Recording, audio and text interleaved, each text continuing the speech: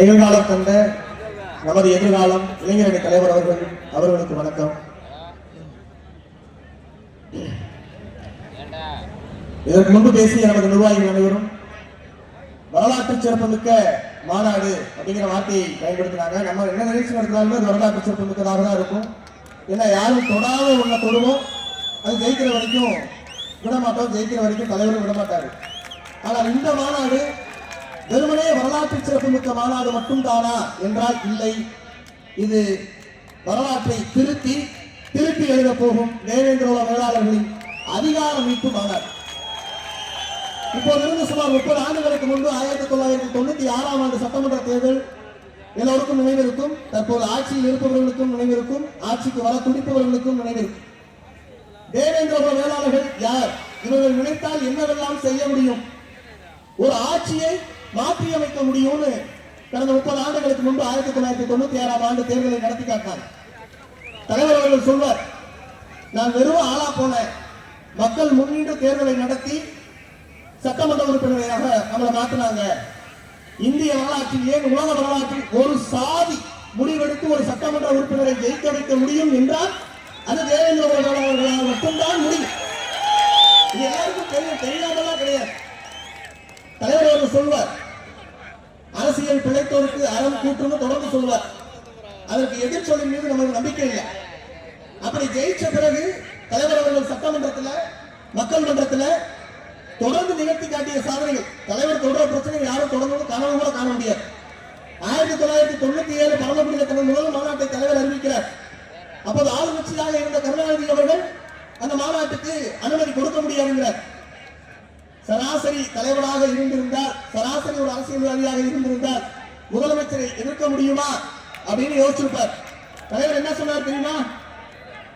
1900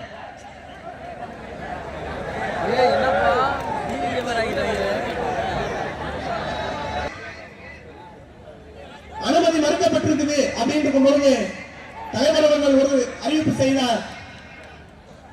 ராமநாதபுரத்தில் தியாகியாளருடைய மண்ணில் அறிவிக்கப்பட்டிருக்கிற புதிய தமிழ் கட்சி மாநாடு நடக்கவில்லை என்றால், அனுமதி கொடுக்கவில்லை என்றால், சில தினங்களுக்கு பிறகு திருநெல்வேலி மாவட்டத்தில் அறிவிக்கப்பட்டிருக்கிற திமுக மாநாடு நடக்காது என்றார். தமிழகத்தின் அரசியல் வரலாற்றில் ஒரு முதலமைச்சரை சவால் விடுகிற துணிவு தலைவரை தவிர வேறு எவருக்கும் கிடையாது. அதே போல ஆட்சி மாறி கடந்த 2011ஆம் ஆண்டு தலைவர் அவர்களும் சட்டமன்ற உறுப்பினராக இருக்கிறாங்க. நம்ம கட்சியில 2 சட்டமன்ற உறுப்பினர் அதிமுக கூட்டணி வச்சு ஜெயிச்சிருக்கிறோம். பரமக்குடி துப்பாக்கி சூடு 2011 சில மாதங்களிலேயே அந்த துப்பாக்கி சூடு நடக்குது. சராசரி தலைவராக இருந்திருந்தால், சராசரி அரசியல்வாதியாக இருந்திருந்தால் ஆளும் கட்சியில் அஞ்சம் வகிக்கிறோம், அனுகூலங்கள் கிடைத்திருக்கும் என்று கடந்து போயிருக்கலாம். ஆனால் எந்த சூழலும் எனக்காக உழைக்கிற, என்னை நேசிக்கிற மக்களுடைய பிரச்சனைக்கு எதிராக நான் நிற்க மாட்டேன் என்று கடுமையான எதிர்வினையாற்றினார். அதான் தலைவர். தலைவருடைய தியாகங்கள் என்பது சும்மா வெறுமனே இல்லை. இந்த மாநாட்டு பணிக்காக தலைவர் அவர்கள் திடீர்னு என்னை அழைச்சு தேனிக்கு வேலைக்கு போப்பா அப்படின்னார். சொல்லும் பொழுது என் மகனுக்கு கடுமையான காய்ச்சல், 2 நாள் ஆச்சு சாப்பிடல, காய்ச்சல். திடீர்னு சொல்லிட்டாங்க. தலைவர் பேசுனா அதுக்கப்புறம் நம்மள்ட்ட மறுவார்த்தைலாம் கிடையாது, சரிங்கிற தவறு தெரியாது என்னன்னாலும். ஆனால் அந்த நேரத்தில் நான் யோசிச்சேன், இந்த மாநாட்டு வேலைக்காக நீ தேனிக்கு போப்பாங்க போது நம்ம குடும்ப சூழ்நிலை இப்படி இருக்குது. 1995 பிறகு ஏன் 75 இன்று வரை தனது குடும்பத்தையும் குழந்தையையும் விட்டுட்டு ஒவ்வொரு பிரச்சனையும் போது எந்தவித சிந்தனையும் இல்லாமல் ஓடி வந்திருக்கிறாரு. எத்தனை விதமான குடும்ப இன்னல்களை அவர் கடந்திருக்கணும். 1983 அவர் நாடாளுமன்ற தொகுதியுடைய வேட்பாளர், பொள்ளாச்சியுடைய வேட்பாளர். 1984 அன்னைக்கு சிட்டிங் சிஎம் கருணாநிதி அவர்கள் ஒரு தலைவருடைய மருத்துவமனை திறந்து வச்சிருக்கிறாங்க. இப்ப இருந்து இத்தனை ஆண்டுகளுக்கு முன்பு சிட்டிங் சிஎம் அந்த மருத்துவமனை திறந்து வைக்கிறாங்க, சும்மா கிடையாது. அப்பேற்பட்ட ஒரு அதிகாரமிக்க ஆளுமையாக இருந்திருந்தும் இன்னைக்கு வரைக்கும் தலைவர்களுடைய மருத்துவமனை ஒரு சர்வீஸ் மனநிலையில் தான். அம்மா அவங்க 12 மணி வரைக்கும் உழைப்பாங்க. நான் வீட்டுக்கு போகும்போது பார்ப்பேன், அம்மா அவங்க 12 மணிக்கு வருவாங்க, அக்கா அவங்க நைட்டு ஃபுல்லா வேலை செய்வாங்க. 6 மருத்துவர்கள் அத்தனை பேரும் வேலை செஞ்சு இந்த சமூகத்திற்காக ஒரு குடும்பம். தயவு செய்து இது ஒரு சராசரி மாநாடாக, ஒரு சராசரி நிகழ்ச்சியாக கடந்துடக்கூடாது. நீங்க மேல புதிய தமிழகம் வெள்ளூர் எழுதுனது யார மனசுல வச்சுட்டு மீண்டும் 1996 போல தேவேந்திர குல வேளாளர்களுக்கான அதிகாரத்தை தட்டி பறிக்க இந்த மாநாடு ஒரு உந்து சக்தியாக இருக்க வேண்டும் அதை தலைப்பு வச்சிருக்கிறாங்க. ஒரு குடும்பமே நமக்காக ஒரு குடும்பமே நமக்காக தியாகம் செய்து சகோதரிகளே, சகோதரர்களே, உறவுகளே, தயவு செய்து 60 லட்சம் வாக்குகளை செலுத்தக்கூடிய ஒரு சமூகம் நமக்காக ஒரு தனி சட்டமன்ற உறுப்பினரை, உள்ளாட்சி பிரதிநிதிகளை உருவாக்குறது கூட ரொம்ப சிரமப்பட்டு இருக்கு. புதிய தமிழ் கட்சி தான் வராது வந்த மாமனியாக இங்கு வந்தது, அதிகாரத்தை தட்டி பறித்தது, அதிகாரத்தில் இருக்கக்கூடியவர்களை மிரட்டியது. அந்த காலம் மீண்டும் வரணும். உங்களால் தான் முடியும். தலைவர் அவர்கள் உங்கள் மீது நம்பிக்கை வைத்துதான் இந்த தலைப்பை வைத்திருக்கிறார். இந்த மாநாடு முடிந்து நீங்கள் திரும்பும் பொழுது 2026 ஆண்டு சட்டமன்ற தேர்தலை தவிர உங்க மனசுல வேறு எதுவும் இருக்கக்கூடாது.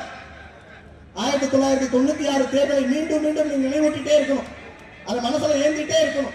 2026 ஆண்டு சட்டமன்ற தேர்தல் தேவேந்திர குல வேளாளர்களுக்கான அதிகாரத்தை தட்டி பறிக்கக்கூடிய தேர்தலாக அமைய வேண்டும். அதற்கு நீங்கள் அனைவரும் எறும்புகளைப் போல, ஒரு எறும்புக்கும் இன்னொரு எறும்புக்கும் பேச்சுவார்த்தை கிடையாது. ஆனால் ஒரு உயிரை எதையாவது ஒரு எறும்பு மூவ் பண்ணா பாருங்க, எப்படி பண்ணவே தெரியாது. எல்லா எறும்புகளும் சேர்ந்து அதை மூவ் பண்ணிட்டே போகும். ஆச்சரியமா இருக்கும். நம்மளை போல பேசிக்கிற திறன் கிடையாது, எதுவும் கிடையாது. எறும்புகளைப் போல உள்ளுணர்வோடு இணைந்து மாற்று சிந்தனையே இருக்கக்கூடாது. சிவப்பு பச்சை என்றால் ஒரே கொடி, தலைவர் என்றால் ஒரே தலைவர், இயக்கம் என்றால் புதிய தமிழகம் ஒரே இயக்கம். அப்படி இருந்தபோது சுந்தரலிங்கனார் பெயரில் போக்குவரத்து கழகம் இயங்கவில்லை என்றால் வேறு எவர் பெயரும் இயங்கக்கூடாது என்றால் என்ன? அதான் வரலாறு.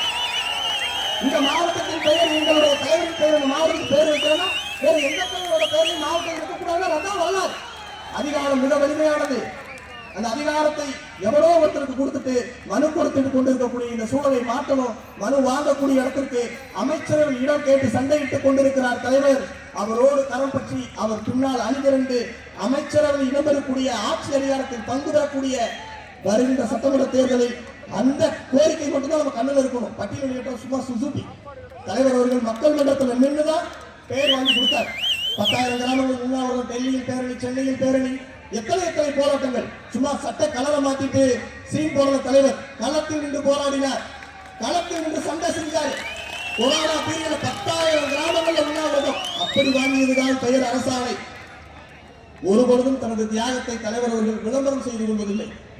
இந்த காலத்தில் இந்த அரசியல் வரலாற்றில் ஓடாத ட்ரெயின் முன்னால உட்கார்ந்த ஒரு குடும்பம் இன்னைக்கு வரைக்கும் இந்தியிலிருந்து தமிழ்நாட்டை காப்பாற்றிட்டு வரலாம்.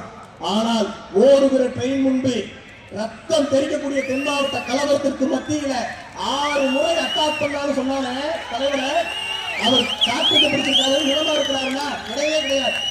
ஒரு விளிம்புகளை மக்களை நம்ம கேட்டா கையெட்டி நீக்கி வாய்மூடி நிற்கக்கூடிய ஊமை ஜனங்களை பேச வைக்கிறார், அரசியல் பேச வைக்கிறார். அந்த ஆத்திரமும் கோபம் தான். ஏன் அந்த ஆத்திரமும் கோபம் உங்க மேல அவங்களுக்கு வரமாட்டது? தலைவரை 6 முறை அட்டாக் பண்ணுங்கிறார். அந்த அதிகாரத்தை நோக்கி வந்தாருங்கிறதுனாலதான் மீண்டும் தெரிஞ்சுங்க. இப்ப அண்மையில சில சிறுவண்டுகள் தேர்தலை மனசுல வச்சுட்டு சொல்றாங்க, புதிய தமிழகம் கட்சி போட்டியிடுற தொகுதியில் நாங்கள் எதிர்த்து வேலை செய்வோம், ஓட்டு போடக்கூடாது நம்ம மக்கள். நீங்க எழுதி வச்சுக்கோங்க, தேவேந்திர குல வேளாளர்கள் ஆட்சியை மாற்றி காட்டிய வல்லமை பொருந்தியவர்கள். கடந்த 2024 ஆண்டு நாடாளுமன்ற தேர்தலில் நீ ஒரு தொகுதியில எதிராக பேசின 3 தொகுதியை முடிச்சு விட்டாங்க. அதனால தேவேந்திர குல வேளாளர்களை எளிமையா இட போடாத, தலைவர்கள் எளிமையா இட போடாத, ஆட்சியை இன்னைக்கும் நினைச்சா தேவேந்திர குல வேளாளர்கள் மாற்றுவார்கள். அதற்கான விகிதத்தை தலைவர் அவர்கள் வகுப்பார்கள். 2026 ஆண்டு தேர்தல் தேவேந்திர குல வேளாளர்கள் அதிகாரமிப்பு தேர்தலாக இருக்க வேண்டும் என்று நெஞ்சில் உறுதி கொண்டு இங்கிருந்து கிளம்ப வேண்டும். இதுதான் எங்களுடைய ஒட்டுமொத்த தேவேந்திர குல வேளாளர் மக்களுக்கான வேண்டுகோள். வாய்ப்பளித்த அனைவருக்கும் தலைவர் அவர்களுக்கும் நன்றி.